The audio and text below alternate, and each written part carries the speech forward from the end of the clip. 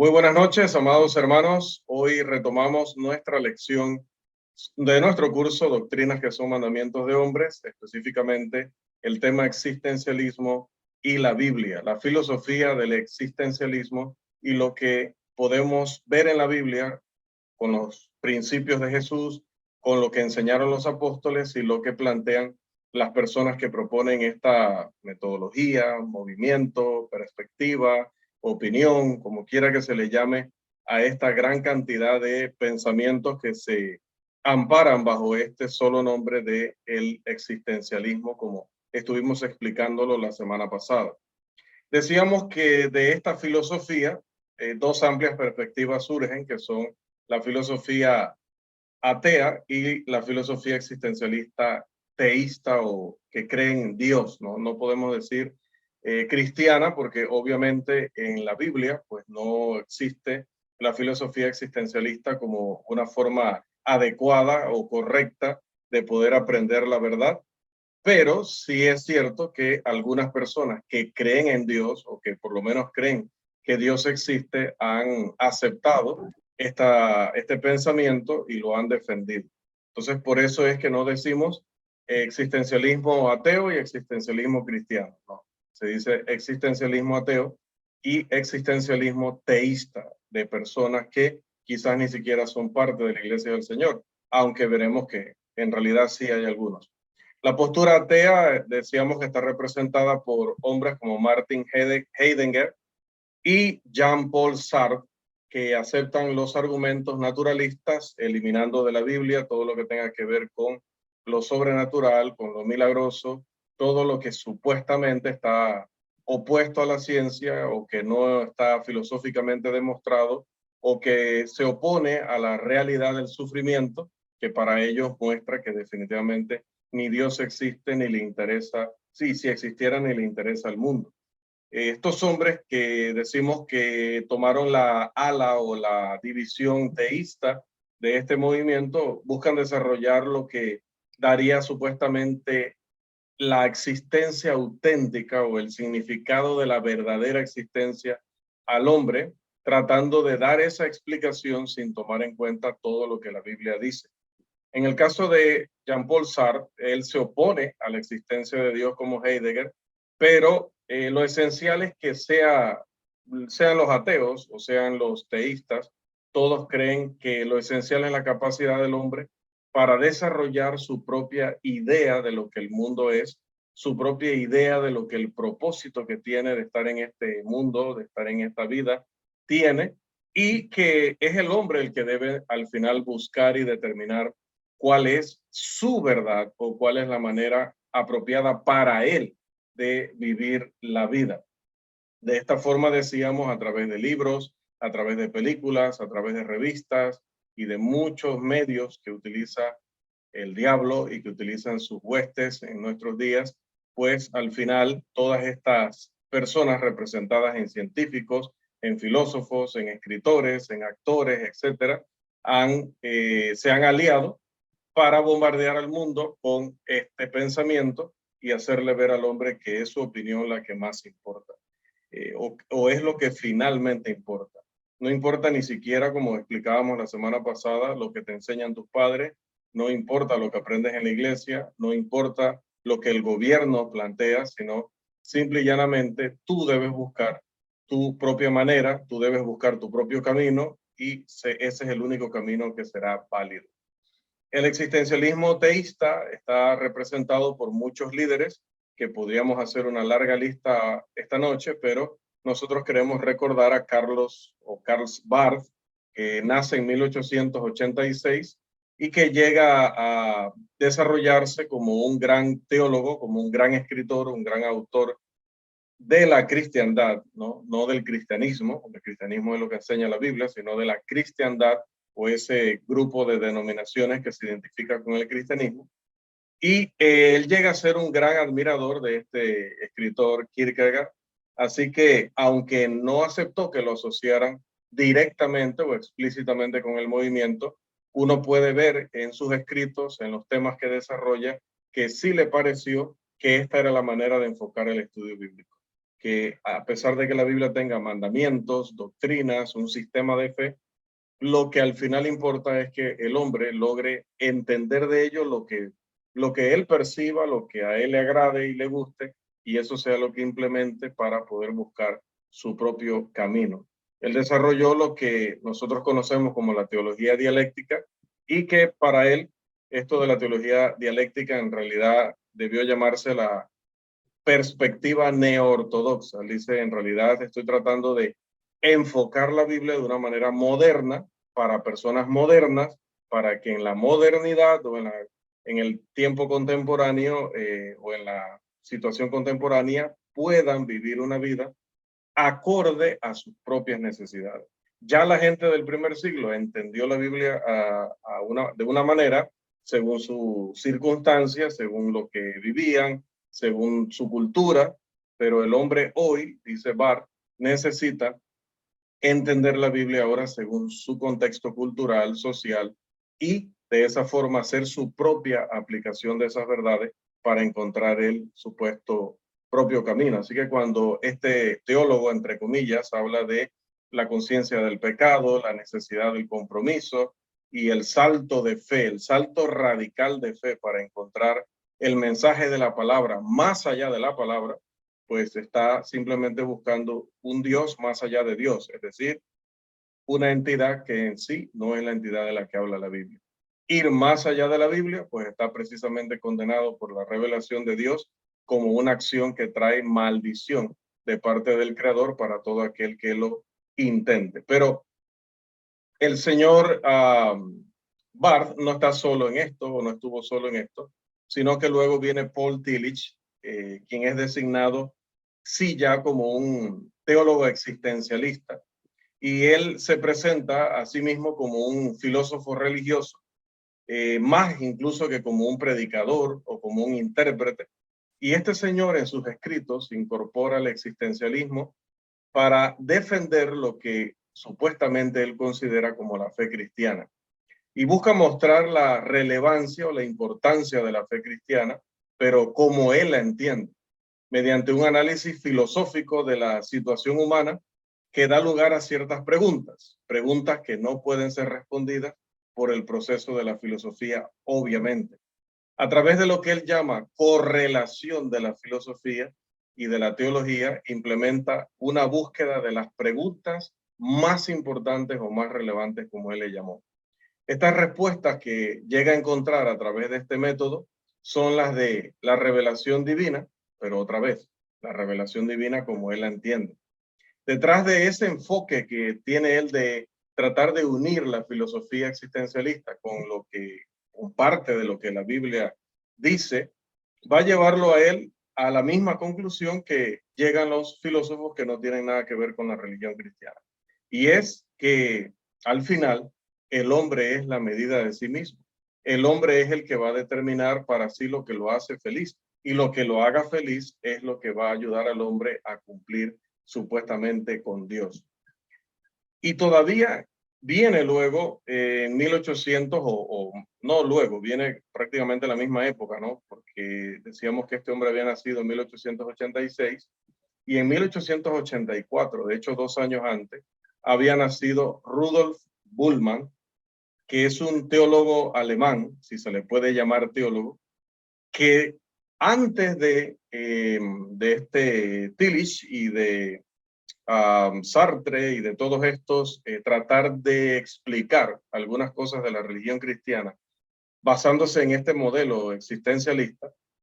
Bultmann llegó a considerar que la Biblia era muy buena, era muy interesante, era muy práctica en algunas porciones,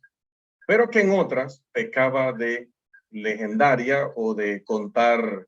leyendas o cuentos que en realidad nada tuvieron que ver con la realidad. Por lo tanto, este señor trataba de proporcionar un método de estudiar la Biblia de manera que se quitara, decía él, todo aquello que no era cierto, que no era comprobado, que no era verídico, que no era científico, que no era racional, y de esa forma entonces dejar solamente podar la Biblia, por decirlo de alguna manera, para dejar en la Biblia únicamente aquellas cosas que podían ayudar al hombre moderno a comprender grandes verdades de la vida.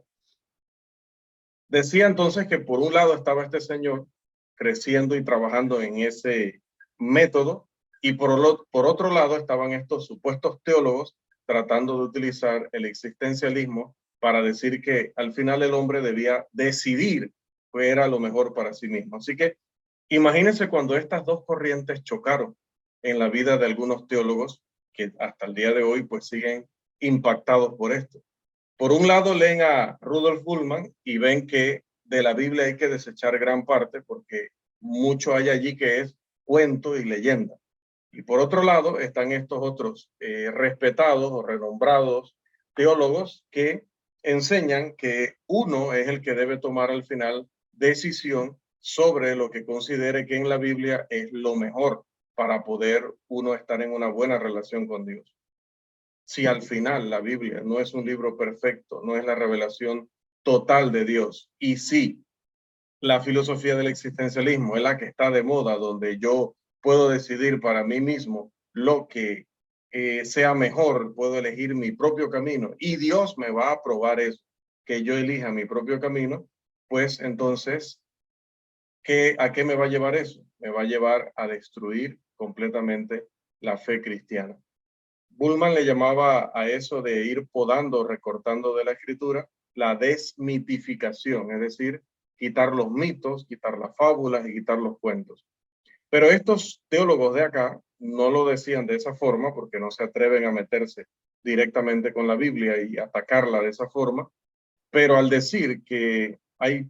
partes de la Biblia que ya no son relevantes para nosotros, que ya no son importantes, ya no tienen que ver con nuestro día a día, por lo tanto las podemos desechar, ya no tienen que ver con nuestras circunstancias, por lo tanto las podemos, quizá no dicen desechar, pero sí pues dejarla ya en la historia, no darles tanta importancia y más bien sacar de la Biblia algunos temas pues, que ahorita vamos a mencionar, que solamente de esa manera realmente podemos vivir una vida religiosa a la altura de lo que debería ser. Entonces, amados, sé que es un poquito complejo, pero como decía, hay que estar revisando este material no solamente con lo que vimos la semana pasada, sino también apoyarse en videos, apoyarse en libros que nos den todavía una perspectiva más amplia de la que podemos dar aquí en cortos 60 minutos, 2 veces por semana. Pero se hace evidente que el énfasis del movimiento, que no es un sistema estrechamente construido en el sentido habitual de la palabra sistema, es que él está detrás de gran parte del pensamiento religioso moderno y de la filosofía moderna. Se puede utilizar ese mismo movimiento para llegar a conclusiones teístas y se puede utilizar el mismo movimiento para llegar a conclusiones ateas. Según cada escritor quiera, según cada expositor prefiera, pero el énfasis básico, sea de unos o de otros, es el que hemos indicado previamente, que el hombre decide su propio camino, algo que ya hemos puesto en la portada de nuestro curso como algo que Dios rechaza, porque no puede ser que Él ha creado el mundo de manera perfecta, ha creado al hombre de manera perfecta y luego ha dejado al hombre imperfecto y en pecado decidiendo sus propios pasos o decidiendo su propio camino. Por lo menos, sí, hay libertad para que el hombre lo haga. Eso no significa que Dios lo aprueba y no significa que Dios le va a recibir a pesar de que el hombre está decidiendo por sí mismo lo que considere bueno y lo que considere malo. Podemos mencionar dentro de este movimiento varias influencias. La primera influencia de este movimiento dentro de la sociedad y dentro del mundo, lo que ha impactado al hombre, cómo ha cambiado su pensamiento, es el sentido de lo irracional que domina gran parte del estado de ánimo de las personas en nuestros días, de eh, estos coach, estas personas que se dedican a tratar de levantarte el ánimo, a tratar de que logres todo lo que te propones. Ese estado de ánimo que lleva a las personas a escribir acerca de las relaciones personales, como lo hacen, acerca de temas tan sensibles como la crianza de los hijos, temas tan sensibles como el matrimonio y la familia, ese enfoque negativo, pero que al mismo tiempo te dice que como todo está echado a perder y como no hay forma de encontrar la verdad o que no hay una sola verdad que sea válida para todas las personas en todos los tiempos y en todos los lugares, porque es que el mundo es irracional, el mundo no tiene un sentido, el mundo no tiene un propósito, pues al final lo que tú decidas siempre estará bien. Por eso es que ese es el punto en el que enfatizo una y otra vez el movimiento para que terminada la lección ustedes puedan quedar con un mensaje muy claro de lo que el movimiento es. Porque ya sea que uno considere el movimiento hippie de allá de los años 60, ya sea que uno considere aquella filosofía que decía Dios ha muerto, que ese sí es un poquito más reciente, o si uno toma en cuenta el teatro de lo absurdo en gran parte de la literatura, la producción del cine actual, persiste la opinión en todos lados de que el mundo no tiene ningún propósito, no tiene ningún sentido, porque de hecho ni siquiera fue creado por un Dios. Más bien, para ellos el hombre está solo en el mundo y debe encontrar por sí mismo, según le parezca y según quiera, el valor y la felicidad que pueda. Y que la debe encontrar o los debe encontrar de cualquier manera que a él le parezca adecuada. Frases como busca tu camino, abajo el sistema y otras declaraciones similares tienen connotaciones de que vivimos en una sociedad o vivimos en un mundo que no tiene razón de ser. Y eso los ha llevado a rechazar los valores que hemos defendido durante miles de años, porque son valores que definitivamente han sido comprobados como correctos, como sanos, como los que ayudan a la sociedad a sobrevivir, pero ya no interesa que ellos permanezcan, por lo tanto, han nacido estas filosofías para quitarlos de en medio. Y sobre la base de ese rechazo de los valores y del sistema de pensamiento racional, donde decimos que el hombre debe llegar únicamente a las conclusiones que estén garantizadas por la evidencia, donde decimos que el hombre debe aceptar que hay una verdad absoluta que es válida para todas las personas en todos los tiempos y en todos los lugares, pues estos señores han rechazado todo esto y eso explica muy bien el alto grado de un estándar o una manera de ver el mundo altamente personalizada e individualizada. Por eso es que las personas hablan de tu verdad y mi verdad, tu manera de ver la situación o mi manera de ver la situación. No necesariamente tú tienes razón ni yo tengo razón, cada uno tendrá una diferente perspectiva y todas las perspectivas serán válidas. Nace el movimiento de la unidad en la diversidad basado en este tipo de cosas, el ecumenismo basado en este tipo de cosas, de que al final quizás no haya personas equivocadas ni personas en lo correcto, sino que todos tengamos la verdad en diferentes medidas y con el mismo derecho, a pesar de que digamos cosas totalmente contrarias las unas de las otras.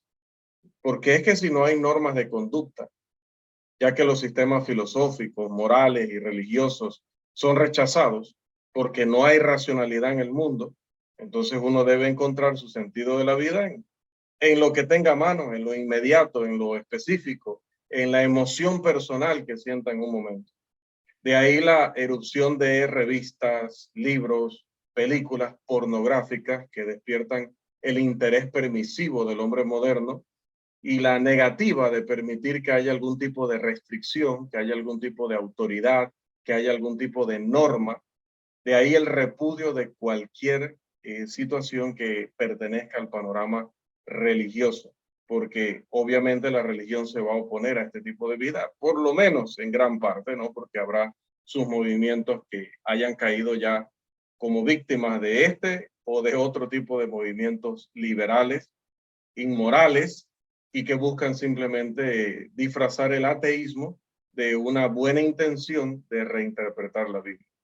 Aunque muchos que hablan de los productos finales del existencialismo y el irracionalismo lo hacen sin comprender completamente de qué se trata este movimiento y las técnicas que utiliza, es poco lo que uno tiene que estar familiarizado con la realidad actual para ver en el escenario moderno, en el día a día, en la calle, incluso a veces Dios guarde, en nuestros hogares, pero puede suceder, la visión del hombre existencialista. El paralelo que hay entre lo que hemos conversado y lo que vemos en nuestros amigos, familiares, en nuestro barrio y en nuestros lugares de estudio y de trabajo. Número 2, amados. La segunda influencia se enfoca en el escenario religioso específicamente. Aquí interesa la defensa de la fe cristiana, supuestamente, ¿no? Se enfoca en esa defensa. Desde la perspectiva existencialista atea, los argumentos a favor de la existencia de Dios, utilizando la naturaleza, que son los argumentos cosmológicos, teológicos, que vimos en algunos, de los primeros cursos. Según ellos, utilizar la naturaleza, como dijo el apóstol Pablo en Romanos, para tratar de determinar que verdaderamente existe un creador, que ese creador es sabio, que ese creador es amoroso, que ese creador está deseando comunicarse y revelarse ante nosotros, pues para ellos no tiene sentido y no puede tener ningún sentido. La razón es que en el fondo el existencialismo sostendría que no tiene sentido que se haya creado el universo, que haya un ser poderoso que haya decidido hacerlo, y por lo tanto los argumentos a favor de ese ser, basándonos en la creación, dice, pues no son argumentos de verdad, son falsos argumentos, porque están simplemente tomando la naturaleza que no ha sido creada, o sea, ya ellos tienen su idea, no ha sido creada, y mucho menos ha venido a la existencia por un ser sobrenatural, eterno, todo sabio, un ser moral perfecto, un ser de santidad perfecta, un ser con todo poder. Dice, ese ser no existe. Como ese ser no existe, no pudo haber creado este universo. Como no pudo haber creado este universo no tiene propósito. Como no tiene propósito, al final podemos vivir de diferentes maneras y todas esas maneras son igualmente válidas. Pero la preocupación inmediata es la influencia de el existencialismo no en los ateos, porque ya sabemos cómo los ateos se gastan sus argumentos y se gastan su manera de vida. Preocupa más cómo influye el existencialismo en la defensa de la fe entre aquellos que se identifican como teístas o que creen que hay un Dios. El énfasis entre estas personas es que hay que revisar, y aquí es donde viene el punto del revisionismo de la fe cristiana, el revisionismo de la doctrina cristiana, y en ese revisionismo dice que no hay que utilizar argumentos racionales en cuanto a la existencia de Dios, en cuanto a temas como la deidad de Cristo, la inspiración de la Biblia, sino que únicamente debemos hacerlo basándonos en el impacto de la Biblia y de las actividades religiosas en nuestro día a día. Así que la apologética o la defensa de la verdad, de una supuesta defensa de la verdad, en el sentido habitual del término, dicen ellos que es irrelevante, que más bien no es solo irrelevante, sino que es imposible. La justificación de una posición no se puede hacer de manera racional porque el mundo no tiene sentido. Así que, ¿para qué va a existir, por ejemplo, un curso de evidencias cristianas?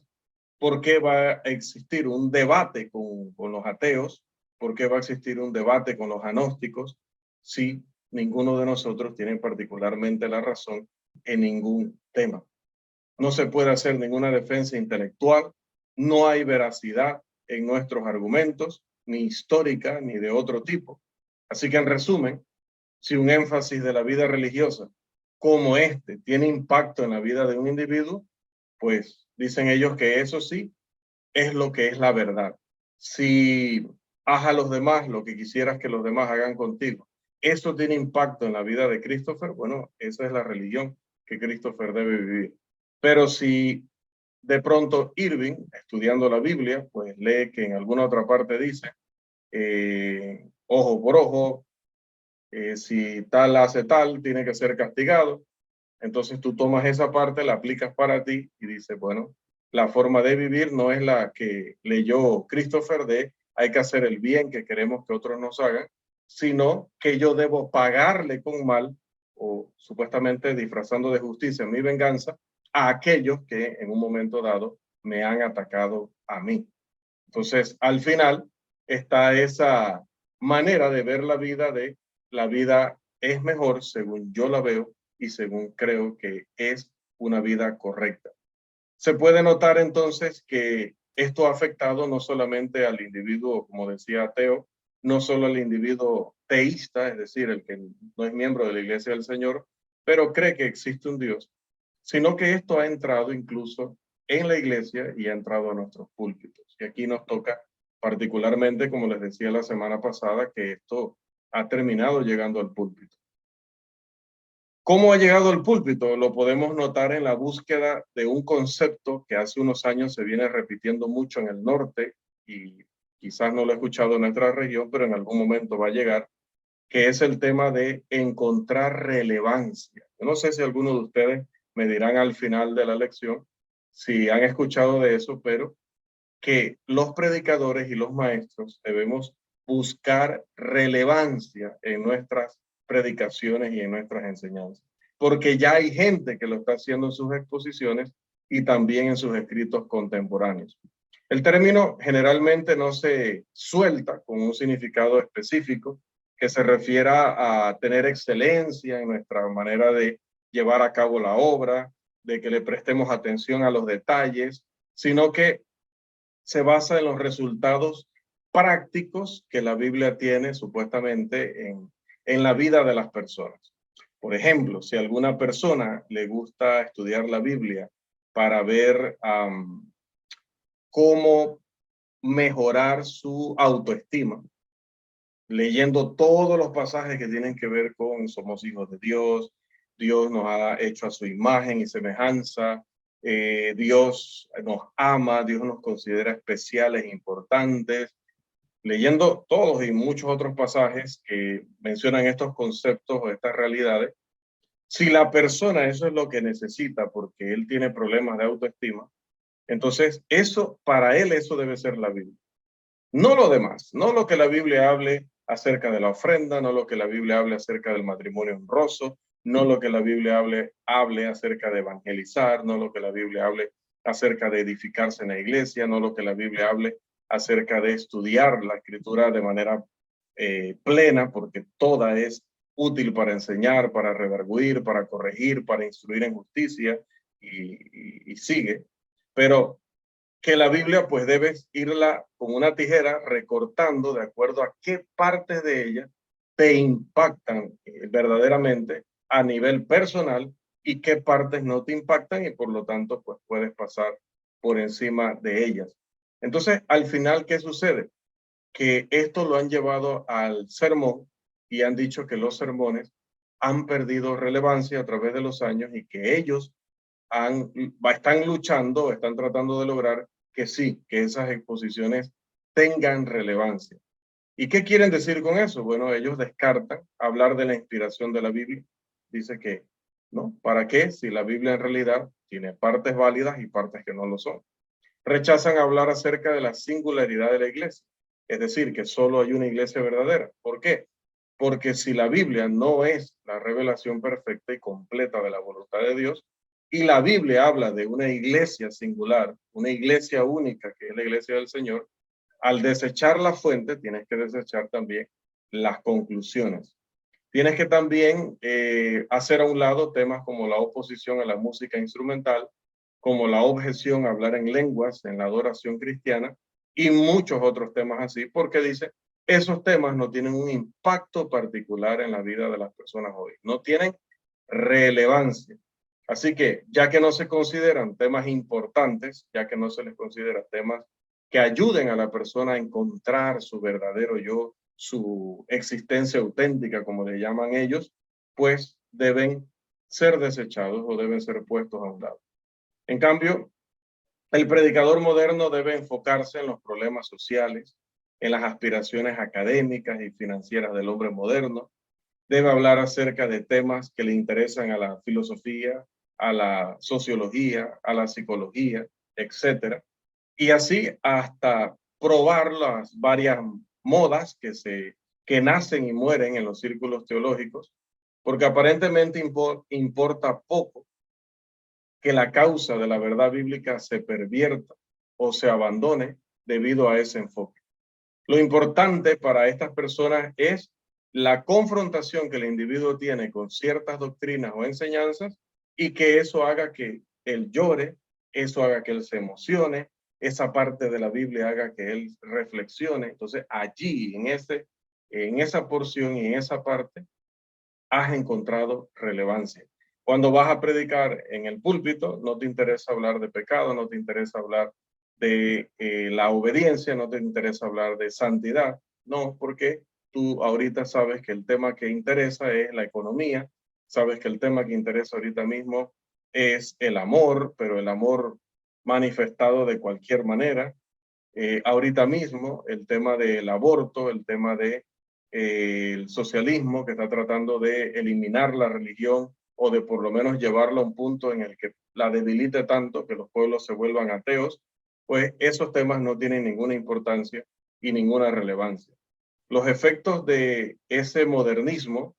son prolongados porque llegan hasta nuestros días desde los tiempos de los señores mencionados y se pueden ver en los enfoques de maestros y escritores que han actualizado su enseñanza, entre comillas, para hoy día hablar de cualquier cosa menos de lo que el hombre realmente necesita. Los principios de estos eruditos no nacen de la Biblia, nacen de los libros de filosofía.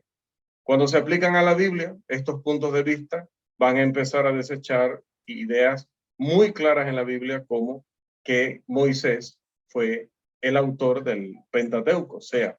que lo haya hecho directamente escribiendo él, sea que haya colocado a Josué a escribir, sea que haya colocado a otra persona a escribir, sea que él haya escrito una parte literalmente y luego, por ejemplo, su obituario, que es cuando él muere, pues Dios se lo haya revelado de antemano y él no haya obviamente vivido esa experiencia, sino que lo haya recibido por revelación para poder escribirlo y dejarlo como constancia, o sea que a Josué se le encomendó esto, pero por instrucciones del mismo Moisés, hasta allá no podemos llegar, pero definitivamente que hay evidencia muy potente de que sí es el autor del Pentateuco. También atacan la unidad del libro de Isaías diciendo que hay dos libros allí y que hay un libro que sí le pertenece al profeta y hay otro libro que probablemente su amanuense lo agregó y que no es un libro Isaías de 66 capítulos, sino un libro de muchos menos si queremos extraer la verdadera revelación. También atacan el valor predictivo de la profecía del Antiguo Testamento, diciendo que en realidad esas profecías se escribieron después de los eventos y que por eso es que son tan precisas o son tan detalladas, pero que fueron escritas para que generaciones posteriores creyeran que verdaderamente había en ese tiempo el poder de predecir lo que iba a venir o lo que iba a suceder. Y el defensor de estos puntos de vista busca validar su uso continuo de la Biblia a través de estos argumentos filosóficos. Por lo tanto, nunca va a asimilar la verdad bíblica como es, porque parte del hecho de que la filosofía tiene razón. A partir de que la filosofía tiene razón, cualquier cosa que yo lea que me parezca a mí que coincide con esta filosofía, adelante. Y cualquier cosa que encuentre que ataca a esta filosofía, ya sé que nada más lo etiqueto como mito, fábula, cuento y lo dejo de lado. Así que, según esto, alguien puede comer su parte favorita del pastel bíblico y desechar lo demás, ya que puede criticar la Biblia a través de la metodología de la alta crítica, como le llaman, alta entre comillas, y sin embargo, al mismo tiempo mantener la Biblia en alta estima a partir de los valores prácticos que ella enseña para las personas que están apenas desarrollando su criterio, su personalidad, etc. Nos parece que esto ha caracterizado a varios hermanos que han estudiado mucho, han evaluado poco lo que estudiaron y han sido atrapados por las perspectivas de ciertas instituciones y de su preparación de posgrado en manos de profesores que están más interesados en el pensamiento humano que en el pensamiento de Dios. En tercer lugar, hermanos, estos énfasis y enfoques del existencialismo han tenido un impacto en los predicadores o ancianos que quieren sumarse a estas tendencias actuales del pensamiento humano, dentro y fuera de la iglesia. Algunos parecen creer que mediante esta vía pueden acabar con la necesidad de una defensa histórica, racional, argumentativa de la fe cristiana, que pueden hacer caso omiso de la doctrina de la singularidad de la iglesia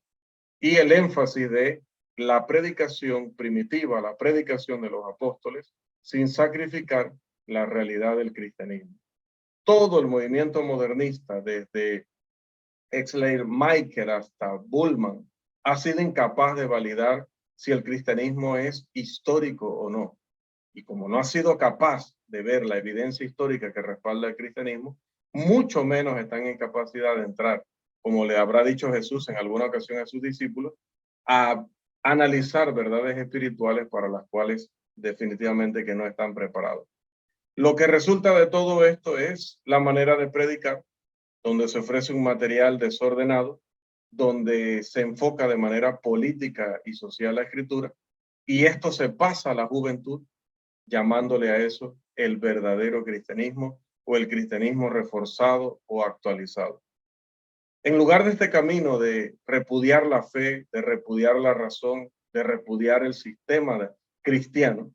se debe seguir el camino de la defensa del evangelio que siguieron los santos apóstoles y profetas de nuestro Señor, sin sumarle ni restarle a la revelación divina. Los críticos textuales no han logrado su objetivo.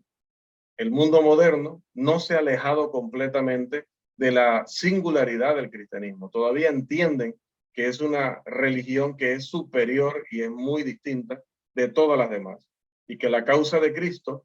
tiene en ese sentido una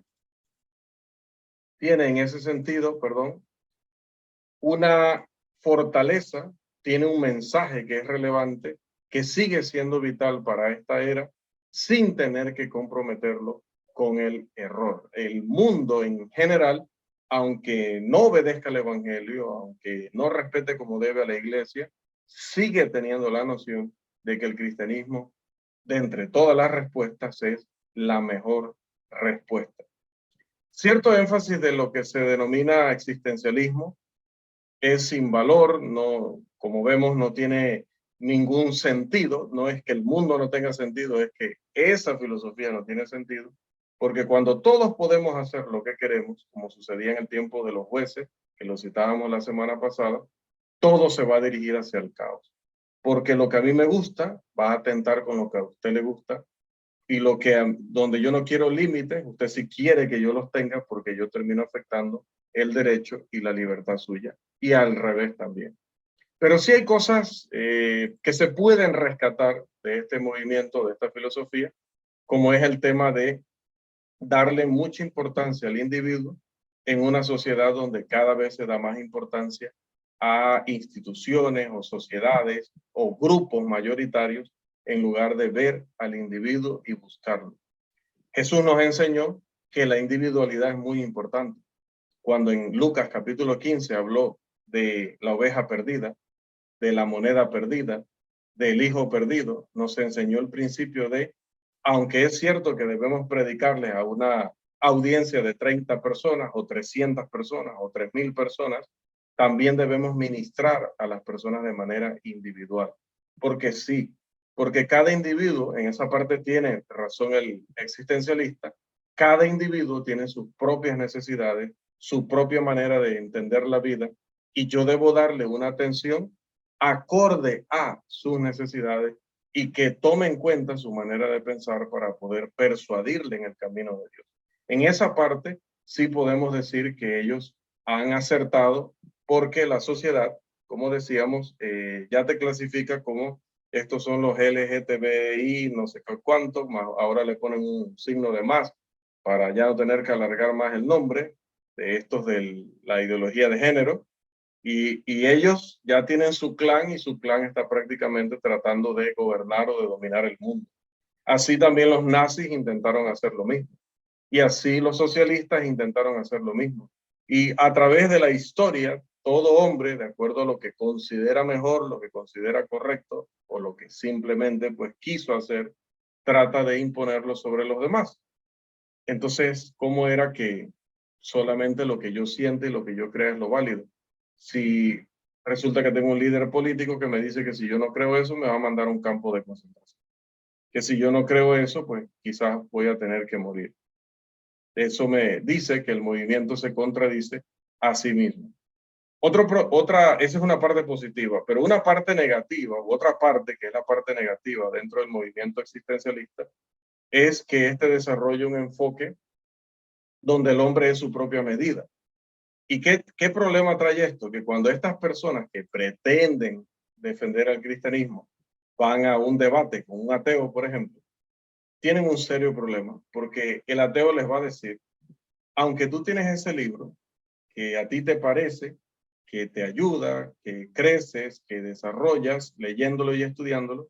a mí me parece que ese libro me atrasa, me vuelve ignorante, tiene cuentos y leyendas que no son correctas. Entonces, ¿cómo me vienes a hablar de ese libro? Si tú eres un hombre que entiende que cada uno debe buscar su propio camino, que cada hombre debe vivir de acuerdo a sus propias circunstancias. Entonces, ¿qué me vienes a decir? Hermano, imagínese, la barrera de la razón y de la revelación se ha eliminado y el campo entonces está abierto a cualquier creencia, a cualquier extremo que un defensor quiera llegar. Esto es especialmente cierto con el existencialista ateísta Barth, porque él estuvo muy consciente del problema que esto implicaba y lo demostró en sus escritos, pero al final no se esforzó lo suficiente para encontrar una buena respuesta. No se puede, hermanos, tener a la Biblia como una simple flama de Dios que enciende el entusiasmo del individuo para que luego el individuo haga lo que él quiera. No. Y este es precisamente el talón de Aquiles de este movimiento. Dios no ha actuado de esa manera. Tienen a la Biblia como la norma objetiva para la vida religiosa en lo práctico, pero inherentemente, pues, tienen un tema con no pueden establecer para todos lo que es bueno y lo que es malo, porque ya han dicho que cada uno lo debe decidir. No se ajustan a la Biblia porque al ajustarse a la Biblia tendrían que abandonar su creencia filosófica. Entonces, el existencialista no puede presentar ninguna defensa real, ninguna defensa auténtica del cristianismo que va a hacer frente a los problemas reales, los verdaderos problemas que tiene el hombre. La apologética existencial, para poder ser consistente, le tiene que decir al rival, tú y yo, los dos tenemos razón, porque si tú, rechazando el cristianismo, te sientes pleno, está bien. Y si yo, defendiendo el cristianismo, defendiendo entre comillas, me siento bien, entonces estoy pleno en ese sentido. De hecho, lo establecido por el existencialismo como defensa del cristianismo no es en realidad defensa en absoluto. Más bien es una forma de desilusión y repudio del uso de nuestra inteligencia, del uso de toda la revelación de Dios para poder conocer su voluntad y el alma dividida de esta manera entre quiero usar la Biblia porque hay partes que son buenas, pero quiero hacer lo que yo siento en mi corazón porque he aprendido que esa es la manera más segura, al final pues terminan reventándose. Muchos de ellos terminan regresando a la iglesia del Señor, pero algunos lamentablemente se pierden para siempre. Y ahí es donde está el peligro de mezclar la apologética o la defensa de la fe cristiana a través de argumentos racionales con este tipo de maneras de vida o de maneras de explicar la realidad. Aquí está el gran peligro de la incorporación del existencialismo como una herramienta para debatir o para usar la apologética. No se puede, ni siquiera los críticos han podido ponerse de acuerdo entre ellos dentro del movimiento existencialista, ahora que ellos traten de implementar principios en los que ellos mismos no se han puesto de acuerdo a la Biblia, para luego tratar de explicárselo a alguien que se opone, hermanos, definitivamente que es un fracaso. En conclusión, esta lección, amados, ha tratado de enfatizar las preocupaciones generales del individuo en las que se enfoca el existencialismo. En relación con la enseñanza bíblica,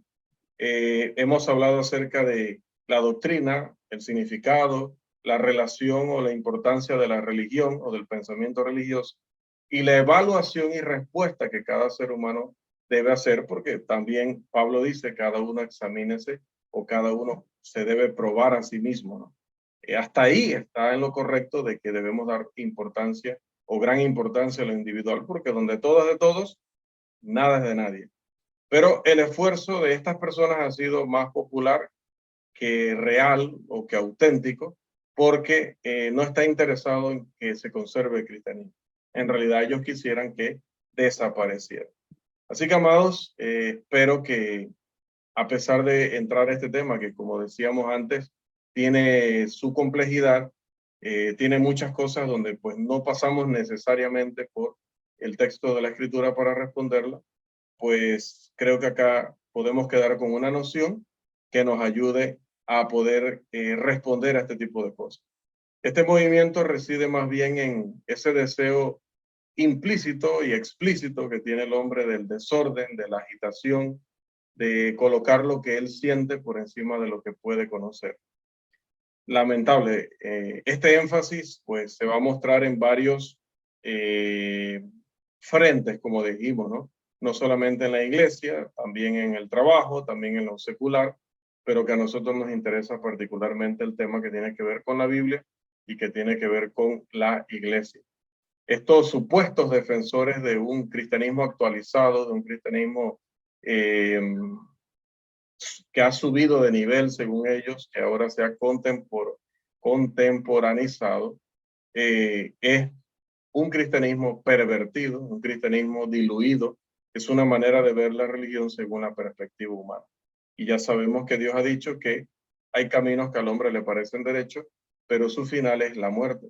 Sabemos que la Escritura dice que no debemos ser sabios en nuestra propia opinión. Y sabemos que la Escritura ha dicho que aquel que venga con un evangelio diferente, esa persona recibe la maldición de Dios y no es que recibe o no es que presenta delante de sus semejantes, presenta una realidad válida, ni siquiera para sí mismo. La religión basada en la opinión personal, Pablo le llama en Colosenses 2 el culto voluntario. Y dice de ese culto voluntario que el que cree que a través de eso está cumpliendo la voluntad de Dios, está haciendo las cosas correctamente, está sumamente equivocado. Eso es el existencialismo, un sistema donde se le enseña al hombre a hacer su propia medicina, donde se le enseña al hombre a ser su propio consejero, donde se le enseña al hombre a tirar abajo cualquier sistema, incluso el sistema de Jesús, el sistema bíblico, y esto que no puede llevarlo a ningún otro lugar, sino al caos. Así que, amados, hasta aquí pues llega nuestra lección del el existencialismo y cómo afecta a nuestra sociedad, cómo afecta a nuestros púlpitos, cómo afecta a la manera de pensar de la membresía, de nuestros jóvenes, que son los que al final reciben estas cosas como si fuera, oye, se descubrió esto, qué bueno, no se sabía, gracias a la ciencia y a la filosofía. Y cuando los jóvenes hablan así y piensan así, no pasará mucho tiempo antes de que terminen fuera de nuestras congregaciones locales. Así que hay que prestarle mucha atención. Decíamos en la primera sesión que el existencialismo no existe en una sola forma, no tiene en sí un solo autor o una persona que dictamine para los demás en qué consiste, sino que precisamente como el movimiento habla de que todo lo debe decidir por sí mismo el individuo, al final es una religión donde el individuo es el que impone en lugar de hacerlo Dios. Así que llegamos hasta aquí, hermanos, en esta lección y la próxima semana entonces ya estaríamos entrando a una temática ya en la recta final de este curso para dar pronto ya nuestro nuevo curso de los martes, que por el momento no les voy a decir cuál es. Pero como siempre buscando que estemos preparados de manera integral para ejercer el ministerio y que no nos quedemos solo con la explicación que dimos acá, sino que también tomemos en cuenta otras fuentes que nos pueden enriquecer más o nos pueden aclarar aún más todo lo que tiene que ver con estas filosofías huecas y del hombre.